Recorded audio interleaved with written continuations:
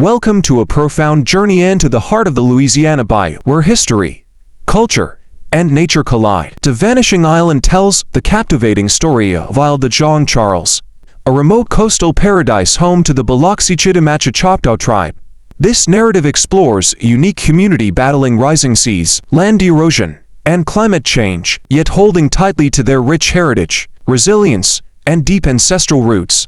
Join us as we uncover how an island is disappearing from the map, that the unbreakable spirit of its people refuses to fade. Isle de Jean Charles was once a vibrant coastal haven, rich with Spanish moss-draped oak trees, diverse wildlife, and homes raised safely on stilts. For generations, it has been the proud home of the Biloxi-Chitimacha-Choctaw tribe, bound together by strong familial and cultural ties. However, this paradise faces an unprecedented crisis. Due to rapid land erosion and rising sea levels, experts warn that the island could vanish entirely by 2050, threatening a unique way of life. The history of the island is deeply intertwined with survival and refuge. In the early 1800s, intermarried couples facing severe discrimination sought safety in the isolated, uninhabited coastal wetlands. Later, when federal policies forced native populations westward along the tragic Trail of Tears, the hidden marshlands acted as a protective sanctuary, saving the Naquin family and other ancestors from displacement and allowing them to build a permanent homeland. By the early 20th century, dozens of families lived on the island, practicing a self-sufficient lifestyle built on fishing, trapping, and gardening. Their culture blossomed into a unique mosaic combining French, Native American, and African influences. Traditional dishes like gumbo fricassee, religious customs, blending Catholic and tribal practices, and community games reflected a rich, vibrant heritage where family and tradition stood at the very center of daily life. For decades, island children faced immense hurdles in obtaining an education due to geographic isolation and historical racial segregation laws in Louisiana. With no schools on the island, children traveled across treacherous waters by small wooden boats known as pirogues.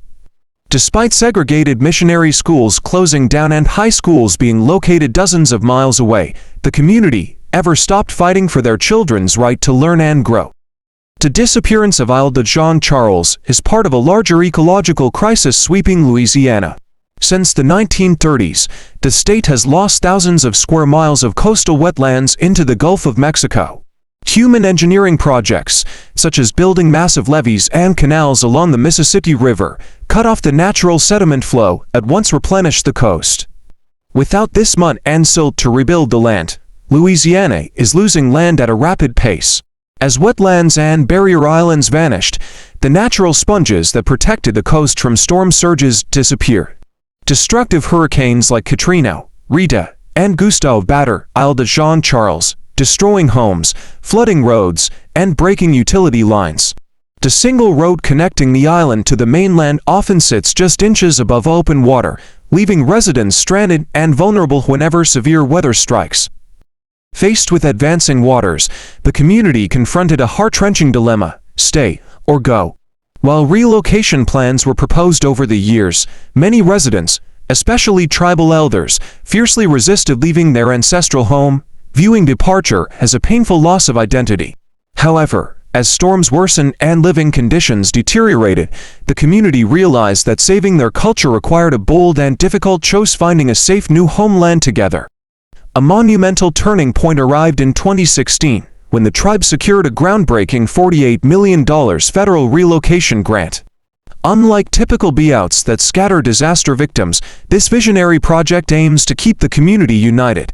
The goal is to build a brand new, safe settlement complete with housing, a cultural museum, a clinic, and communal spaces, ensuring that the Biloxi-Chitimacha-Choctaw culture survives and thrives for centuries to come.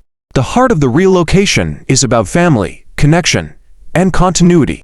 Younger community members, including university students studying medicine and computer science, are determined to bring their skills back to serve their people.